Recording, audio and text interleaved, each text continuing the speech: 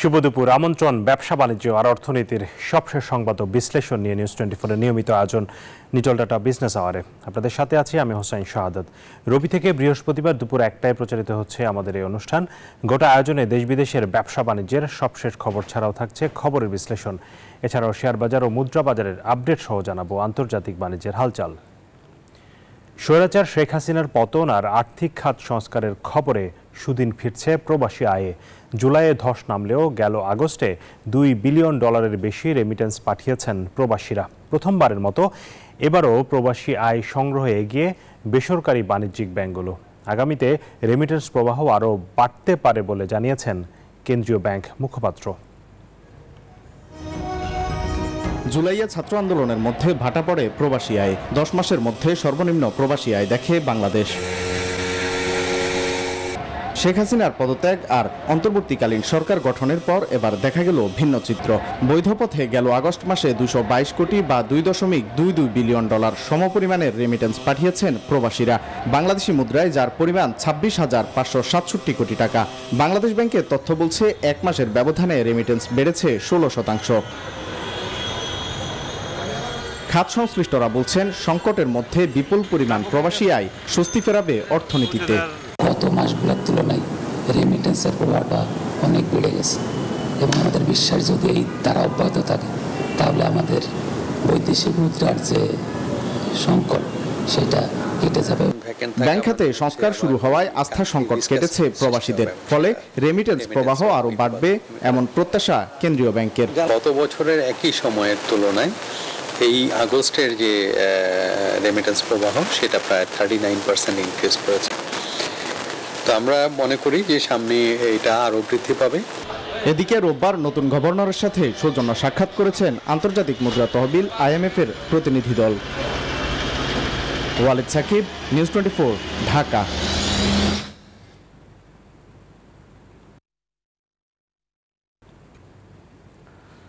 দর্শক, আপনারা জানেন যে অন্তর্বর্তীকালীন সরকার দায়িত্ব গ্রহণের পর ব্যবসা বাণিজ্যের পরিবেশে আসলে যে অস্থিরতা আসলে গত আন্দোলন থেকে শুরু করে অস্থিরতা চলছিল, সেটি কিন্তু গত কিছুদিন ধরে আমরা দেখছিলাম যে ব্যবসা বাণিজ্যের পরিবেশ নিয়ে নানান ধরনের কথাবার্তা এবং বিশেষ করে ব্যবসায়ীদের মধ্যে এক ধরনের শঙ্কা তৈরি হয়েছিল, সেটি কিছুটা কাটতে শুরু করেছে এবং এই মুহূর্তে আসলে সব ধরনের ব্যবসা বাণিজ্য কিন্তু পুরোদমে চলছে। তবে এখনও কিছু কিছু জায়গায় বিচ্ছিন্নভাবে আইনশৃঙ্খলা পরিস্থিতির যে অবনতির খবর পাওয়া যাচ্ছিল। গতকালও আসলে বিজিএম এর পক্ষ থেকে বলা হয়েছিল যে কারখানাগুলোতে যেই এখন পর্যন্ত বহিরাগত অনেকেই কিন্তু কারখানাগুলোতে একটি অস্থিতিশীল পরিবেশ তৈরি করার পায়তারা করছে এবং এর বিরুদ্ধে ব্যবস্থা নেওয়ার জন্য সরকারের প্রতি এবং আইনশৃঙ্খলা বাহিনীর প্রতি আহ্বান জানানো হয়েছে।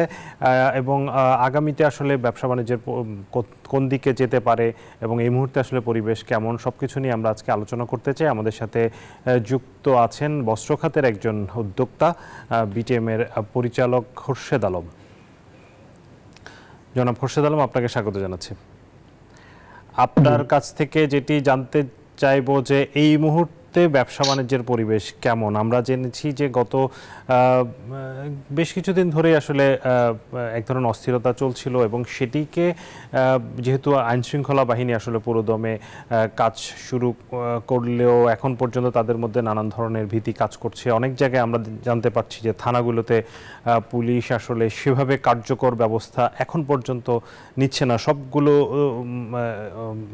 কিছু কিছু জায়গায় আমরা এই খবরটা পাচ্ছি।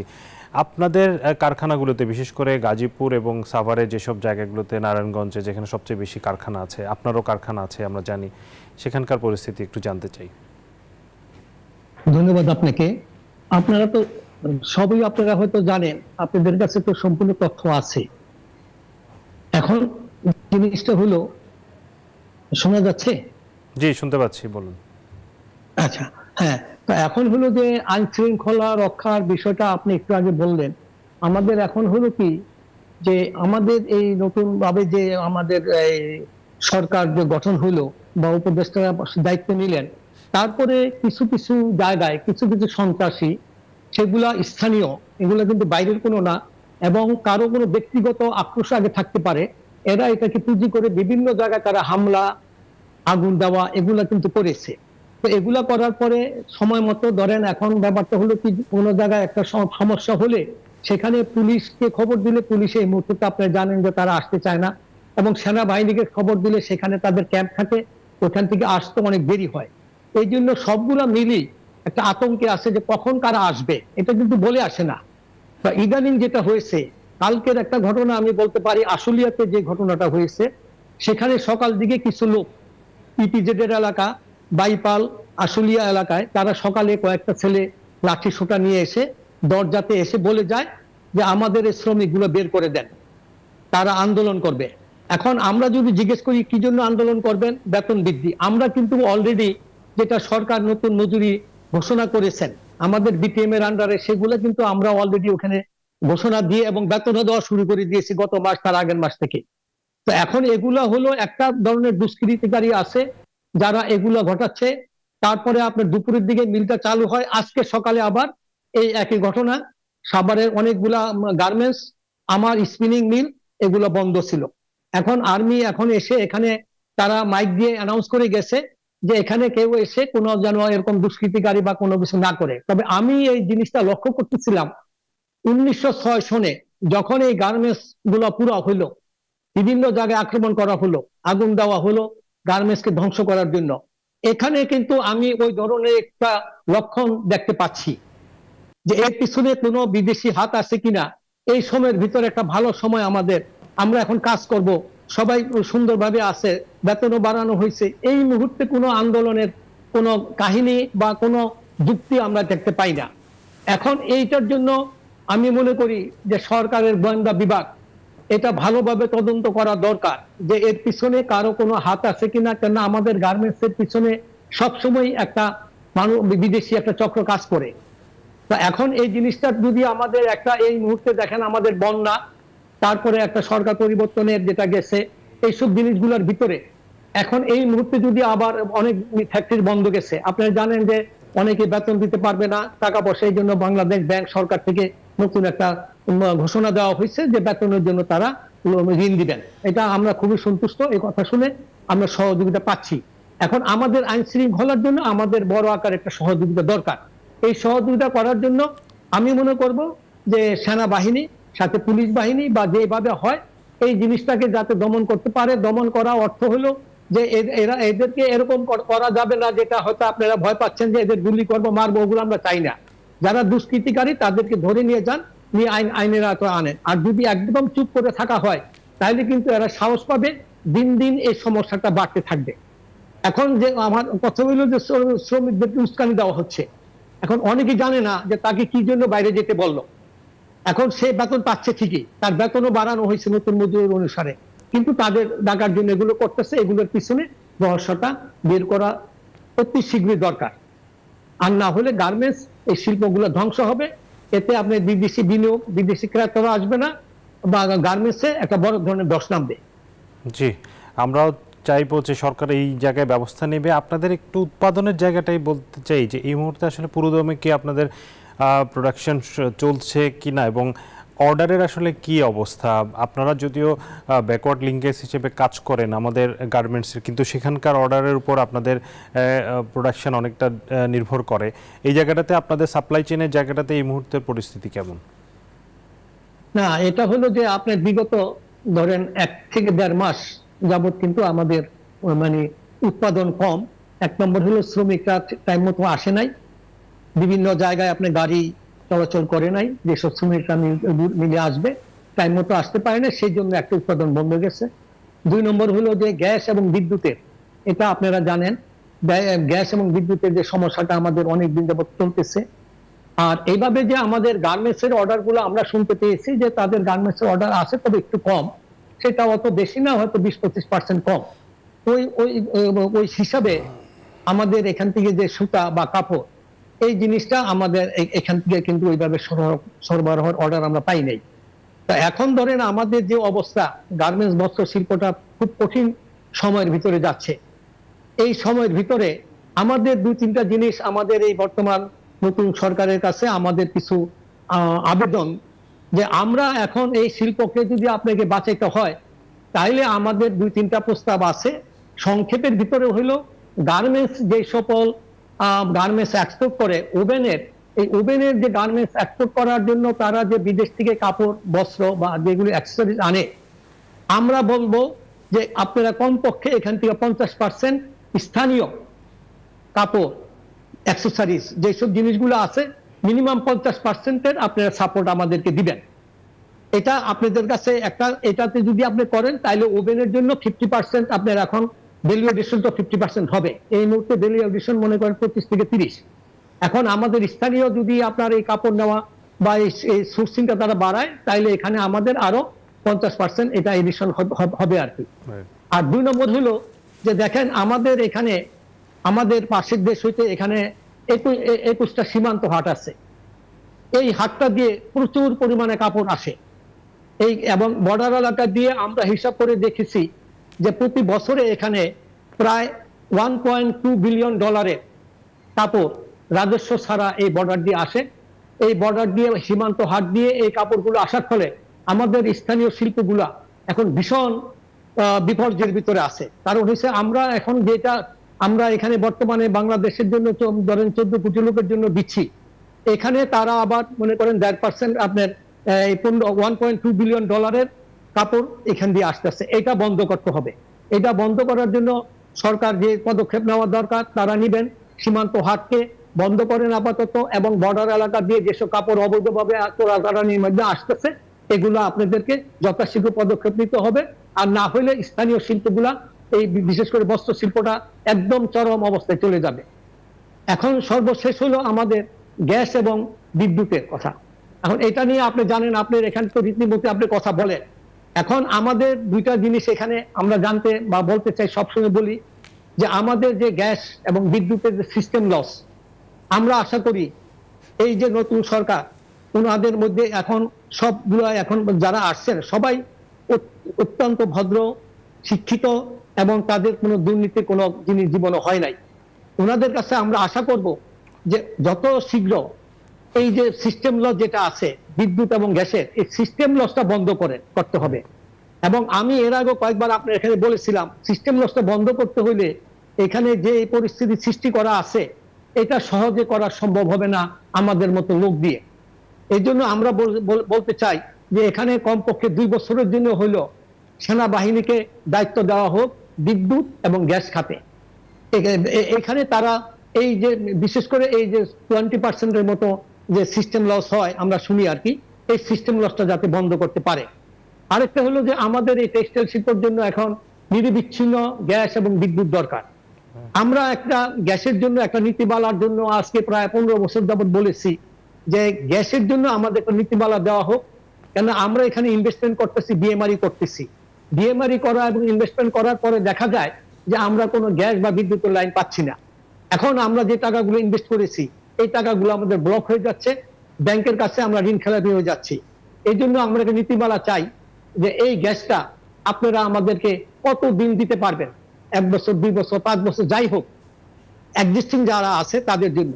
দ্বিতীয়ত হইল এই গ্যাসটা নিরবিচ্ছিন্ন থাকবে কিনা, এবং সবচেয়ে বড় যে জিনিসটা দেখেন আমরা এখন বিদেশের সঙ্গে কম্পিটিশন করে আমাদের গার্মেন্টস খাত এই এত রপ্তানি করে যেভাবে আপনার ধরেন ফরেন কারেন্সি রিজার্ভ বাড়তেছে, আমাদের যদি ভালোভাবে আপনি গ্যাস দেন আমরা এর 4 গুণ পরিমাণের আপনাদেরকে আমরা ফরেন কারেন্সি এনে দিতে পারবো এক্সপোর্ট করে। কিন্তু এখানে আমাদেরকে একটা কম্পিটিশন করার জন্য বিদেশিদের সঙ্গে একটা ব্যবস্থা করে দিতে হবে যাতে আমরা কম্পিটিটিভ মার্কেটে আরো বেশি করে এক্সপোর্ট করে আমরা যাতে রপ্তানি বাড়ায় আমরা রিজার্ভকে বাড়াইতে পারি। তো সেই ক্ষেত্রে আমাদের একটা প্রস্তাব হলো যে দেখেন আমরা একটা এক্সপোর্ট ওরিয়েন্টেড আমরা যে গার্মেন্টস গুলোকে সাপোর্ট দিচ্ছি, এখন এখানে আমাদেরকে গ্যাসের মূল্য রাখা হয়েছে 31 টাকা 50 পয়সা, অথচ এখানে লোকাল যারা পাওয়ার প্লান্ট বিদ্যুৎ বানাচ্ছে তাদের দেওয়া হচ্ছে 14 টাকা 87 পয়সায়। এটা অত্যাধিক বৈষম্য বিরোধী হয়। কারণ হচ্ছে যে আমরা ফরেন কারেন্সি আর্ন করবো, আমাদের বরঞ্চ আরো কম দেওয়ার কথা 14 টাকা থেকে, সেখানে না করে আমাদের 14 দুগুণে 28 তার ডাবল করা হয়েছে, 14 টাকা 87 আর 31 টাকা 50 পয়সা। এই জিনিসটা আমরা এই সরকারকে বলবো আপনারা বিবেচনা করে দেখেন, আমাদের গ্যাস প্রাইসটাকে আপনারা কমায় দেন, আমরা আপনাদেরকে রপ্তানির জন্য এক্সপোর্ট করে আপনাদের এখানে অনেক পরিমাণের আমরা রিজার্ভ আপনাকে দিতে পারবো। আমরা আশা করি এই গার্মেন্টসের মাধ্যমে এককালে রিজার্ভ আসছে, এখনো এটা আসবে, কিন্তু এই গ্যাসের নীতিটাকে আপনারা এটা ঠিক করে দেন যে পাওয়ার প্ল্যান্টের জন্য যেটা হবে আমাদের টেক্সটাইলের জন্য এটা হতে হবে। এখন এই মুহূর্তের ভিতরে আমরা দেখতেছি যে আমাদের সরকার যেভাবে কাজ করতেছে, বর্তমান সরকার যেভাবে কাজগুলো করতেছে, আমরা ব্যবসায়ী মহল তাদের সাধুবাদ জানাই। আমরা আশা করি যে ওনারা সত্যিকারের ভালো একটা পদক্ষেপ নেবেন, তবে আমরাও চাই যে ওনাদের যেন যথাযথ একটা সময় দেওয়া হয়, অন্তপক্ষে 2 বছর বা 3 বছর সময় দিলে জিনিসটাকে, দেশটাকে একটু মেরামত করা দরকার। আমরা কোনো রাজনীতি করি না, আমরা চাই দেশের মানুষ শান্তিতে থাকুক, এই দেশটা ভদ্রভাবে থাকুক, দুর্নীতিমুক্ত থাকুক, যাতে বিদেশে গেলে আমাদের বলতে না হয় দুর্নীতিগ্রস্ত দেশ। আমরা গেলেও আমাদের সন্দেহ করে, কোনো দেশে যখন আমরা কথা বলতে যাই তারা মনে করে যে আমরা বোধহয় দুর্নীতিবাজ। তা এখন দুর্নীতি কে করলো আমাদের তারা চোখে ওরকম দেখে। আমাদের প্রত্যেকটা জিনিস, একটা জিনিস বিক্রি করতে গেলে আমাকে তারা বলে ক্রেডিট রিপোর্ট দেন, আপনি এটা দেন, অথচ বিদেশে এটা লাগে না। এগুলো আমাদের গুডউইল অনেক নষ্ট হয়েছে, এগুলোকে পুনরুদ্ধার করতে হবে। এই সরকারকে আমাদেরকে সুন্দর একটা দুর্নীতিমুক্ত আমাদের একটা দেশ দিতে হবে, যাতে আমরা মাথা উঁচু করে দাঁড়াতে পারি। এবং আমাদের এই গার্মেন্টস শিল্পের সাথে আপনার একটা চামড়া শিল্প আছে, লেদার, এটা একটা ভালো, তো এটার দিকে নজর দিতে হবে। নজর দিয়ে যাতে আমরা সুন্দরভাবে কম্পিটিশন করে যেতে পারি। এবং চিটাগং পোর্টের এখানে কিছু আমাদের সমস্যা আছে, যে জিনিসগুলো আমাদের যে আগের যে সিস্টেম ছিল সেখানে সামান্য একটু 19-20 হলে আমাদের একটা জরিমানা করা হতো, এরকম পরিমাণে জরিমানা করা হতো যে আমরা মনে হয় চোর ডাকাত। আমাদের একটা ভুল হতে পারে, আমার এসএস কোড একটা ভুল হতে পারে, আমার মালের ওজনে একটু 19-20 হতে পারে, সেখানে আমাদেরকে 200%, 300%, 400% জরিমানা করে। এই জিনিসটা আমাদের জন্য খুবই দুঃখজনক। আমরা নিজেদেরকে অপমান বোধ করি, কারণ হচ্ছে যে আমরা ব্যবসা করতে আসছি, আমরা এখানে চুরি করতে আসি নাই। আমাদের ভুল হতে পারে, ভুল হলে আপনি আমাদের সংশোধন করবেন, কিন্তু এখন যদি আপনি আইন করেন যে কারো কাছ থেকে টাকা আদায় করার জন্য কাস্টমার অফিসারদেরকে আপনি একটা বোনাস দিবেন, সে 10 টাকা আদায় করলে তাকে আপনি 20% দিবেন, তখন তো সে আমাকে ভুলটাকে সংশোধন না করে আমার ভুলটাকে আরো 4 গুণ ভুল দেখায় আমাদের কাছ থেকে জরিমানা আদায় করবে। এই ধরনের আইনটা আমরা মনে করি সঠিক হবে না। এইটা অতি শীঘ্রই এই আইনটা প্রত্যাহার করা দরকার। এবং যাতে চিটাগং কোর্টে আরেকটা জিনিস দেখেন, এইসব যখন কার্যকলাপ হয়, কোনো সমস্যা হলে, ছোটখাটো সমস্যা হলে, তখন তারা এই জিনিসটাকে আরো কঠিন ভাবে দেখে আমাদেরকে ডিলে করায় কি হয়, দেখা যায় যে আমাদের একটা জেনারেটর আসছে, এটা আমার বের করতে 70 লক্ষ টাকা আমাকে ড্যামারেজ দিতে হলো, কিন্তু উনারা যদি আমাকে জেনারেটরটা ডেলিভারি দিয়ে আমার বিরুদ্ধে অভিযোগ থাকলে সেটা আমার সঙ্গে কথা বলে দিত, আমার এই ড্যামারেজটা দেওয়া লাগতো না।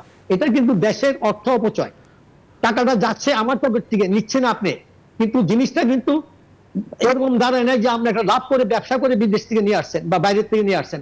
অতএব এই জিনিসগুলোকে খেয়াল করতে হবে। এবং এইসব ব্যাপারে আরেকটা জিনিস আমি হয়তো বলতে পারি যে যদি সম্ভব হয়, বর্তমান সরকারের উপদেষ্টাতে আমাদের এই টেক্সটাইল শিল্পের অন্তপক্ষে একজন সহকারী হিসাবে কাউকে নিয়োগ দিয়ে বা তাদের থেকে পরামর্শ নিলে আমাদের মনে হয় টেক্সটাইল জগতে তাড়াতাড়ি দাঁড়াতে পারবে। এই টেক্সটাইলের পিছনে কিন্তু বহু চক্রান্ত চলতেছে বহু বছর যাবত। এই চক্রান্ত বন্ধ না করতে পারলে আমাদের দেশের এই শিল্পটাকে দাঁড়ানো যাবে না। এখানে বহু রকমের ইনভেস্টমেন্ট করা, এখনো আপনাকে বলি 30% ফ্যাক্টরিতে মেশিন আপনার বন্ধ আছে, একমাত্র গ্যাস এবং বিদ্যুতের জন্য। এখন এই জায়গায় আমি একটু আপনাকে থামাতে চাই। একটা প্রশ্ন আপনার এখান থেকে, বিজেএমইতে আমরা দেখতে পাচ্ছি নেতৃত্ব নিয়ে এক ধরনের একটা সংকট তৈরি হয়েছে, এবং যারা আসলে নির্বাচিত হয়ে এসেছেন গত মার্চ মাসে, তাদেরকে বলা হচ্ছে তারা আসলে অনিয়মের মাধ্যমে বিভিন্ন ধরনের কারসাজি করে আসলে জোর করে এই ক্ষমতা নিয়ে তারা বসেছেন, এবং তাদের বিরুদ্ধে সাধারণ যারা আছেন বা অন্য পক্ষ তারা কিন্তু এখন অবস্থান নিয়েছেন। বিটিএমএতে নেতৃত্বের জায়গাটাতে আমরা জানি আপনাদের যে সভাপতি ছিলেন তিনি সরে দাঁড়িয়েছেন সরকার পরিবর্তনের পরে, এখন যিনি দায়িত্ব নিয়েছেন এবং যারা এখন পরিচালক হিসেবে আছেন, এই জায়গাটাতে আপনাদের এখন এই মুহূর্তে আপনারা পরিবর্তন দরকার বা মনে করেন কিনা আপনাদের ব্যবসার স্বার্থে বা আপনাদের যে খাত টেক্সটাইল খাতের উন্নয়নের স্বার্থে? ধন্যবাদ। দেখেন, আমাদের বিটিএমএ এটা কিন্তু বহু পুরানো, এবং আপনি জানেন যে আমাদের বিটিএম এর ইনভেস্টমেন্ট কত, সবচেয়ে বেশি ইনভেস্টমেন্ট হলো আমাদের বিটিএম এর। এবং এই বিটিএমএ তে আজ পর্যন্ত কখনো কোনো দুটা দল বা গ্রুপ হয় নাই। সবাই নিজেদের পরিবার মনে করে এখানে গিয়েছেন। এখন এখানে কোনো কেউ লাভের উদ্দেশ্যে যান নাই। প্রতিটা আমাদের যারা পূর্বে যারা প্রেসিডেন্ট হয়েছেন, ডিরেক্টর হয়েছেন, পরিচালকে যারা আসছেন, এদের ভিতরে নিজেদের মধ্যে একটা ভাইয়ের মতো সম্পর্ক সবসময় থাকে। এবং আমরা নিজেদের ফ্যামিলি নিয়েও অনেক সময় আমরা কিন্তু কথাবার্তা বলি, দাওয়াত খাই, নিজেরা বসি বা বিভিন্ন অনুষ্ঠানে আমরা যোগদান করি। তা আমাদের কিন্তু বিটিএমএ তে এরকম ধরনের কোনো কিছু হয় নাই যেটা অন্য অন্য ক্ষেত্রে হয়েছে। আমাদের এখানে বিটিএমএ তে আমাদের যে সভাপতি সাহেব ছিলেন, উনি একটু অসুস্থ হওয়াতে সিঙ্গাপুর গিয়েছিলেন। তখন বলেছিলেন যে এখানে আমার আসতে একটু দেরি হবে, তবে আপনারা এখানে দেখে যেটা ভালো মনে করেন। আমরা নিজের আলাপ করেছি, উনাকে কোনোভাবে এখান থেকে ওভাবে করা হয় নাই, যেটা সুন্দরভাবেই আমরা আলোচনা করে উনাকে বলা হয়েছে। উনি বলছে আপনারা আপাতত চালান, আমি আসতেছি, আসলে তখন আমরা এবার সুন্দরভাবে সাজাবো। কিন্তু কোনো ধরনের এখানে উনাকে বসাইতে হবে, উনাকে আনতে হবে, উনাকে করতে হবে। এবং এখানে সবাই ব্যবসায়ী আসছেন, এখানে ব্যবসায়ীর বাইরে আমাদের এখানে কোনো লোকজন কেউ আসে নাই, এবং আমাদের ভিতরে ওরকম কোনো জিনিস সৃষ্টি হয় নাই যে আপনি আমাকে বাদ দিয়ে উনাকে দেন, উনাকে বাদ দিয়ে পেরেছি। তার মানে আপনাদের যে বর্তমান নেতৃত্ব আছে তারা আসলে সামনের দিনে আপনাদের খাতের, বস্ত্র খাতের, আমরা খুব আশাবাদী। জি, আশাবাদী, আমরাও আশাবাদী। আপনাকে অসংখ্য ধন্যবাদ জনাব খোরশেদ আলম আমাদেরকে সময় দেওয়ার জন্য। দর্শক, আমরা আলোচনা করছিলাম, আমাদের সাথে যুক্ত ছিলেন বিটিএম এর পরিচালক খোরশেদ আলম। কথা বলছিলেন বস্ত্র খাতের এবং যে ব্যবসার যে পরিবেশ বর্তমানে ফিরে আসছে এবং নানান ধরনের সংকট এখনও আছে, এই বিষয়গুলো নিয়ে তিনি কথা বলছিলেন এবং সরকারকে আহ্বান জানিয়েছেন এই মুহূর্তে যে অস্থিরতাগুলো আছে সেগুলো সমাধানে যাতে খুব শীঘ্রই ব্যবস্থা নেওয়া হয়। বাইরে চলে যাচ্ছে অন্যান্য সংবাদে। শীঘ্রই বাজেট রিভাইজ করা হতে পারে বলে জানিয়েছেন অর্থ উপদেষ্টা ডক্টর সালেউদ্দিন আহমেদ। বলেন, কালো টাকা সাদা করার সুযোগ সরকার বন্ধ করে দিয়েছে। সকালে সচিবালয়ে রপ্তানি উন্নয়ন ব্যুরোর কর্মকর্তাদের সঙ্গে বৈঠক শেষে সাংবাদিকদের একথা জানান তিনি। আমরা অহেতুক অপচয় বা অহেতুক যে সেগুলো আছে সেগুলো আমরা ডেফিনেটলি যুক্তিসঙ্গত করব। আর প্রজেক্টে ডক্টর ওয়াহিদুল মাহমুদ দেখবে যে যেগুলো অলমোস্ট কমপ্লিট সেগুলোতে ইস্যু করবে, আর কতগুলো পাইপলাইনে, কারণ ওটার সাথে আবার ইআরডির আমার সম্পর্ক আছে, টাকা পয়সা আনা। আর যদি বলতে আমরা কন্টিনিউ করবো না, ডোনারদের বলবো না, করবো না। বিদ্যুৎ ও জ্বালানি খাতে লুণ্ঠনমূলক ব্যয় রোধ করে ভোক্তার জ্বালানি অধিকার সংরক্ষণে সুবিচার নিশ্চিত করার দাবি জানিয়েছে consumer association of Bangladesh, cab. রোববার রাজধানীর রিপোর্টার্স ইউনিটিতে সংবাদ সম্মেলনে ক্যাবের নীতি নির্ধারকরা বলেন, গত ১.৫ দশকে এই খাতে যে লুটপাট দুর্নীতি হয়েছে তার সাথে জড়িতদের জ্বালানি অপরাধী ঘোষণা করে তালিকা প্রকাশ করতে হবে। ২০১০ সালের বিদ্যুৎ ও জ্বালানি আইন বাতিল করার দাবি জানান তারা। বিইআরসিকে শক্তিশালী করারও পরামর্শ দেয় ক্যাব। গণঅভ্যুত্থানে উৎখাত হওয়া বিগত আওয়ামী লীগের ১৫ বছরের শাসনামলে রাষ্ট্রীয় পৃষ্ঠপোষকতায় বিদ্যুৎ ও জ্বালানি খাতে নজিরবিহীন লুটপাট হয়েছে বলে দাবি বিশ্লেষকদের। তথ্য বলছে, ২০০৯ সালে আওয়ামী লীগ যখন ক্ষমতায়, তখন প্রতি ইউনিট বিদ্যুতের গড় দাম ছিল ৩ টাকা ৭৩ পয়সা, যা বর্তমানে ৮ টাকা ৯৫ পয়সা। গ্যাসের ২ চুলার মাসিক বিল ছিল ৪৫০ টাকা, যা এখন ১০৮০ টাকা। এছাড়া প্রকল্পের নামে লুণ্ঠন হয়েছে হাজার হাজার কোটি টাকা। বিদ্যুৎ ও জ্বালানির এই অস্বাভাবিক মূল্যবৃদ্ধির জন্য শেখ হাসিনা সরকারের অপরিকল্পিত উন্নয়ন কর্মকাণ্ড ও দলীয় ব্যবসায়ীদের সুবিধা প্রদানকে দায়ী করছেন বিশ্লেষকরা। রোববার ক্যাবের সংবাদ সম্মেলনে এসব অভিযোগ তোলেন তারা। তারা কত মুনাফা রাখে, সরকার কত রাজস্ব পায়, তারপরে তারা বিভিন্ন ক্ষেত্রে যে সমস্ত লস দেখিয়েছে, টেকনিক্যাল লস, যে সমস্ত ব্যয় সংযোজন করে মূল্যহান নির্ধারণ করেছে, সমস্ত কিছু তারা আড়াল করেছে। এ খাতে লুণ্ঠন প্রতিরোধে জ্বালানি খাত সংস্কার চায় ক্যাব। দুর্নীতিবাজ ও লুণ্ঠনকারীদের জ্বালানি অপরাধী হিসেবে চিহ্নিত করে বিচারের দাবি করেন বক্তারা। যারা এত বছর লুটপাট করেছেন তাদের হোয়াইট পেপার আমরা চাই, তাদের নামগুলো আমরা যেরকম বলছি সেটা রাষ্ট্রীয় জায়গা থেকে আমরা চাই যে রাষ্ট্রীয়ভাবে তাদেরকে চিহ্নিত করবে। এই জ্বালানি অপরাধীদেরকে চিহ্নিত করে তাদেরকে বিচারের আওতায় আনাটা খুবই জরুরি। বিগত সরকার দেশের বিদ্যুৎ ঘাটতিকে পুঁজি করে দ্রুত বিদ্যুৎ ও জ্বালানি সরবরাহ বিশেষ বিধান পাশ করে ২০১০ সালে। এই আইন বাতিলের দাবি জানায় ক্যাব। একই সাথে বিদ্যুৎ ও জ্বালানি খাতের অন্যায় ও অযৌক্তিক ব্যয় কমাতে একটি স্বাধীন কমিশন চায় তারা। জ্বালানি খাত সংস্কার প্রস্তাব প্রণয়নের জন্য একটি জ্বালানি খাত সংস্কার কমিশন চাই। লুটপাট আর দুর্নীতি করতে বিদ্যুৎ ও জ্বালানি খাতের প্রতিষ্ঠানগুলোকে যথেচ্ছ ব্যবহার করেছে বিগত সরকার। সেসব প্রতিষ্ঠানের এমডি ও চেয়ারম্যানদের অপসারণ করার দাবি করে ক্যাব। বিদ্যুৎ ও জ্বালানি খাত পরিচালনায় মন্ত্রণালয়ের কর্তৃত্বের অবসান চাই। আমরা তুলতে পারি। রিয়াদ সুমন, নিউজ 24, ঢাকা। দর্শক, বিজনেস আওয়ারের সময় হলো একটা বিরতি, ফিরবো একটু পর, সাথেই থাকুন। আবারও স্বাগত জানাচ্ছি বিজনেস আওয়ারে। দর্শক, আপনারা জানেন যে সারা দেশে আসলে দেশের পূর্বাঞ্চলে বিশেষ করে বন্যা, গত কিছুদিন ধরে আসলে বন্যায় সাধারণ মানুষ কিন্তু বেশ ভোগান্তিতে রয়েছে। বন্যার পানি কি অনেক জায়গায় নেমে গেছে, এখনও কিছু কিছু জায়গায় হয়তো অল্প পরিমাণে পানি আছে। তবে বন্যা পরবর্তী মানুষের যে ভোগান্তি এবং জীবনযাত্রার মান আসলে কেমন, তারা কি করছেন, বিষয়গুলো নিয়ে আমরা একটু জানতে চাই। আমাদের সহকর্মী যুক্ত হচ্ছেন হাসান ওয়ালি।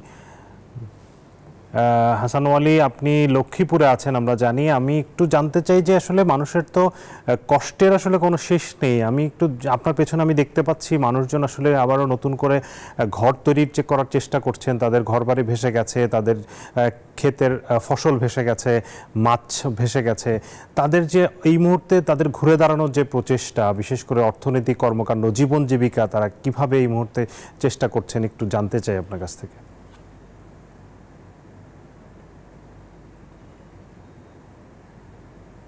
শাহাদাত, আপনাকে ধন্যবাদ। আপনি যেমনটি বলছিলেন, আসলে লক্ষ্মীপুরের বিশেষ করে এই যে নদী খাল এলাকা জুড়েও কিন্তু রয়েছে 75টি ছোট বড় নদী খাল রয়েছে, যার ফলে কিন্তু বেশিরভাগ মানুষই মৎস্য কাজের সঙ্গে জড়িত, কৃষিকাজের সঙ্গে জড়িত। একেবারে নিম্নবিত্ত অনেক মানুষ কিন্তু সে এলাকায় বসবাস করেন, তারাই কিন্তু সবচেয়ে বেশি বিপাকে পড়েছেন। আপনি যেমনটি আসলে বলছিলেন যে পেছনে কাজ করছে এসব মানুষ, কিন্তু এই আমি যে জায়গাটিতে রয়েছি এটি অফ দ্য খাল পার্শ্ববর্তী যে জায়গাটি, যে পাড়ের জায়গাটি, এখানে কিন্তু অনেক মানুষের ঘর ভেসে গেছে। সেই জায়গাগুলো থেকে কিন্তু যে অবশিষ্ট অংশ, যে টিন, যে বাঁশ সহ ঘর বাঁধার যে বাকি জিনিসগুলো তারা আসলে উদ্ধার করতে পেরেছেন। অনেক কিছু কিন্তু নদীর গর্ভে বিলীন হয়ে গেছে। বাকি জিনিসগুলো নিয়ে আসলে তারা একটু উঁচু জায়গায়, অন্যের জায়গায় এই জায়গাটিতে এসে আশ্রয় নিয়েছেন এবং সেখানে কিন্তু আসলে তারা নতুন করে যে ঘর বাঁধা, কিভাবে ঘর বাঁধবেন, কোথায় থাকবেন, সেই প্রচেষ্টা কিন্তু রয়েছে। মানুষ, আপনি জানেন যে বিপদে যারা রয়েছেন প্রত্যন্ত এলাকার এসব মানুষ কিন্তু স্বভাবতই খুবই সংগ্রামী মানুষ, যার ফলে কিন্তু নতুন কোনো অবস্থায় তারা নিশ্চয়ই থিত হবেন। কিন্তু এর জন্য কিন্তু তাদের আসলে আর্থিক সহযোগিতা প্রয়োজন, সরকারি বেসরকারি যে সহযোগিতা তারা কিন্তু আসলে সেটি প্রত্যাশা করেন। আমি একজনের সঙ্গে একটু কথা বলতে চাই। এখানে বেশ মানুষজন রয়েছেন যারা আসলে যাদের ঘর বাড়ি ভেঙে গেছে, এই জায়গাটিতে কাজ করছে। একটু আপনার বাড়িটা কোথায় ছিল? ঠিক আমার বাড়িটা ছিল এই যে মাঝখানে পানির স্রোতে, বন্যার পানিতে খালটা, মানে খালের বাড়িটা ভাঙে এখন এখানে আনছি। আমি আছি এখন আশ্রয়খানায়। আশ্রয় কেন্দ্র থেকে এখানে আছেন, এখন এই জায়গাগুলো কি এখানে রাখছেন? জি, এখানে রাখছি আপাতত। আমাদের তো কোথাও জায়গা নাই, ঘর উঠানোর মতো কোথাও জায়গা নাই, সেজন্য এখানে রাখছি। এখানে 10-12 ফ্যামিলি আছে, এদের কোথাও কোনো জায়গা নাই। সরকারের পক্ষ থেকে আমরা একটু সহযোগিতা চাই যাতে আমাদের বাসস্থানটা হয়। কোথায় থাকবেন এরপরে? কোথায় থাকবেন? আমাদের তো কোথাও জায়গা নাই, এখন কোথাও উঠাবো, এখানে আপাতত এগুলো রাখতে আছি আর কি।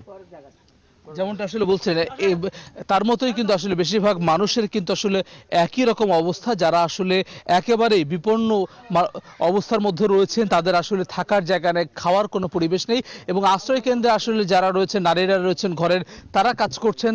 আর এর বাইরে আসলে যারা পুরুষরা, তারা কিন্তু এই পুরো জায়গাটিতে কিন্তু তারা ঘুরে দাঁড়ানোর যে প্রচেষ্টা সেটি কিন্তু করছেন। আমরা জেলা প্রশাসনের তরফ থেকে যতটুকু জানতে পেরেছি, প্রায় 18,000 মানুষ কিন্তু এরকম কাঁচা ঘর ভেঙে গেছে। অনেক ঘর কিন্তু একেবারে বিলীন হয়ে গেছে নদীতে, খালে। যে খালগুলো, যে নদীগুলো আসলে পানিগুলো নিয়ে, বন্যার পানিগুলো নিয়ে মেঘনাতে নিয়ে যাওয়ার কথা ছিল, সেটি কিন্তু তার পরিবর্তে উল্টো তাদের ঘর বাড়ি ভাঙছে। যার ফল কিন্তু আসলে এখানে যে বাঁধ নির্মাণে শক্তিশালী কোনো বাঁধ নেই এবং যেই নদী খালগুলো রয়েছে নানান জায়গায় দখল দূষণের বিপর্যস্ত, যার ফলে কিন্তু এবারে 24-এ যে বন্যা, সেটি কিন্তু লক্ষ্মীপুরের এই এলাকার মানুষদের জন্য কিন্তু দারুণ দুর্দশা বয়ে এনেছে।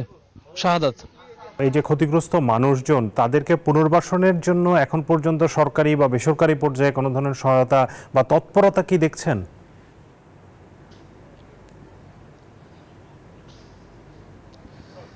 এখানে দুই রকম বিষয় আছে আসলে, যে লক্ষ্মীপুরের একটা অংশ কিন্তু এখন পর্যন্ত পানির নিচে। আমি যেমনটি বলছিলাম আসলে যে পানিটি যেটি নামবে দখল দূষণে যেই নদী খালগুলো আটকে আছে অনেক জায়গায়, যার ফলে কিন্তু সেরে যাচ্ছে না।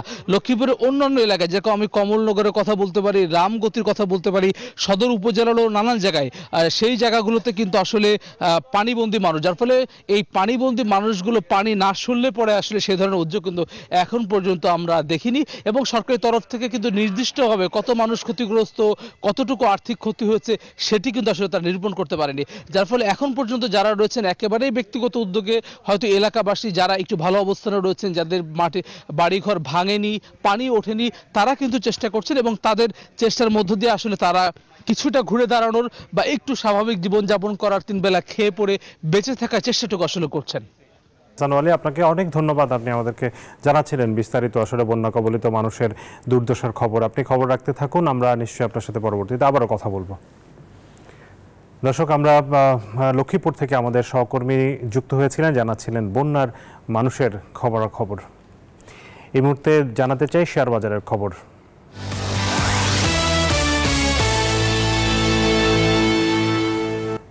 শেয়ার বাজারের পরিস্থিতি জানতে সরাসরি যাচ্ছি ঢাকা স্টক এক্সচেঞ্জের ওয়েবসাইটে। গত কয়েকদিন ধরে আমরা দেখতে পাচ্ছি ঢাকা স্টক এক্সচেঞ্জে বিশেষ করে প্রধান সূচক ডিএসএক্স ইন্ডেক্স বেশ ভালো অবস্থানে যাচ্ছে এবং সেটি অব্যাহত রয়েছে আজও, এবং এই মুহূর্তে 8.5 পয়েন্ট বেড়েছে, অবস্থান করছে 5838 পয়েন্টে। তবে ডিএসসি সরিয়া ইন্ডেক্স কিছুটা কমেছে, ডিএস30 যদিও বেড়েছে 15 পয়েন্টের মতো। এখন পর্যন্ত যে লেনদেন হয়েছে, লেনদেনের পরিমাণ আমরা দেখতে পাচ্ছি 750 কোটি টাকা ছাড়িয়ে গেছে, যেটি হয়তো দিন শেষে 1000 কোটি টাকার আশেপাশে থাকতে পারে, যেটিকে আসলে মোটামুটি ভালো বলা যায় ঢাকার পুঁজিবাজারের যেই অনুযায়ী। এই মুহূর্তে দেখতে পাচ্ছি আমরা লেনদেনে অংশ নিয়েছে প্রায় 400-রও বেশি কোম্পানি। সেখানে দাম বেড়েছে 104টি কোম্পানির, কমেছে 253টির এবং অপরিবর্তিত আছে 40টি কোম্পানির শেয়ারের দর। দর্শক, স্বর্ণের বাজারের দরদাম জানাবো, তবে তার আগে স্বর্ণের দাম কমেছে গতকাল। আমরা দেখতে পাচ্ছি যে 1621 টাকা কমিয়ে 22 ক্যারেট স্বর্ণের দাম 1,26,321 টাকা নির্ধারণ করেছে বাংলাদেশ জুয়েলার্স অ্যাসোসিয়েশন বাজুস। রোববার সন্ধ্যায় এক বিজ্ঞপ্তিতে এই তথ্য জানিয়েছে বাজুস। সোমবার থেকে নতুন এই দাম কার্যকর হবে। বিজ্ঞপ্তিতে বলা হয়, স্থানীয় বাজারে তেজাবি স্বর্ণের মূল্য কমেছে, ফলে সার্বিক পরিস্থিতি বিবেচনায় স্বর্ণের নতুন দাম নির্ধারণ করা হয়েছে। নতুন দাম অনুযায়ী প্রতি 22 ক্যারেট স্বর্ণের দাম পড়বে 1,26,321 টাকা। এছাড়া 21 ক্যারেটের দাম ভরিতে 1,20,582 টাকা। 18 ক্যারেটের দাম পড়ছে 1,03,355 এবং সনাতন পদ্ধতির যেই স্বর্ণ সেটির দাম পড়বে 85,450 টাকা। এবারে জানাবো মুদ্রার বিনিময়ের বাজারের খবরাখবর। আমরা দেখতে চাই যে আজকে কি দামে বৈদেশিক মুদ্রা কেনা বেচা হচ্ছে। মার্কিন ডলার আমরা দেখতে পাচ্ছি সোনালী ব্যাংকের যে তথ্য মতে কিনা হচ্ছে 119 টাকায়, বিক্রি হচ্ছে 120 টাকায়। ইউরো 125 টাকায় কিনা 131 টাকায় বিক্রি করা হচ্ছে। পাউন্ডের কেনা দর 144 টাকা, বিক্রয় 150। চীনা ইউয়ান কেনা হচ্ছে 13 টাকায়, বিক্রি 17। সৌদি রিয়ালের কেনা দর 29 টাকা, বিক্রয় 31 টাকা। ভারতীয় রুপি 1 টাকা 38 পয়সায় কিনে 1 টাকা 45 পয়সায় বিক্রি করা হচ্ছে। দর্শক, আমরা সোনার দাম জানিয়েছিলাম, এর আগে একটু রূপার দরদামটা একটু দেখে আসতে চাই। 22 ক্যারেট রূপার প্রতি ভরির দাম পড়ছে 2098 টাকা, 21 ক্যারেটের দাম 2005, 18 ক্যারেট 1714 টাকা এবং সনাতন রূপা বিক্রি হচ্ছে 1282 টাকায়। দর্শক, বিজনেস আওয়ারের সময় হলো আরও একটি বিরতি, ফিরবো একটু পর, সাথে থাকুন। আবারও স্বাগত জানাচ্ছি বিজনেস আওয়ারে। এবারে জানাবো বন্দর বাণিজ্যের খবর।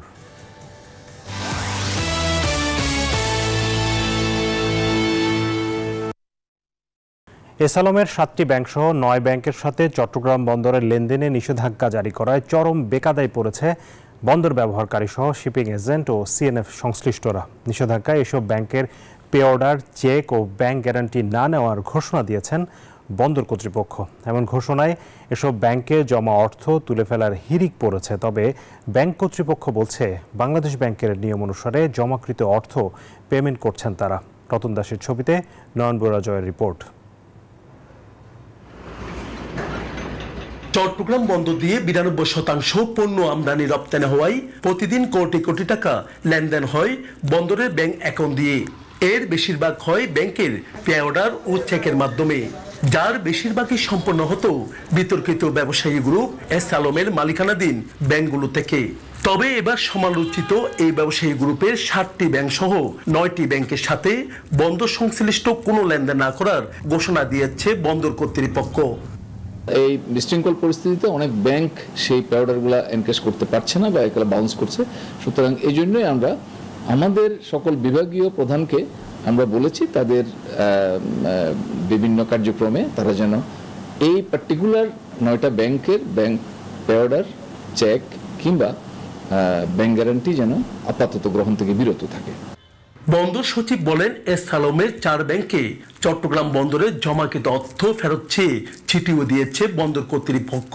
নানা জটিলতা সহ যথাসময়ে জমাকৃত অর্থ ফেরত দিতে না পারায় এমন উদ্যোগ তাদের।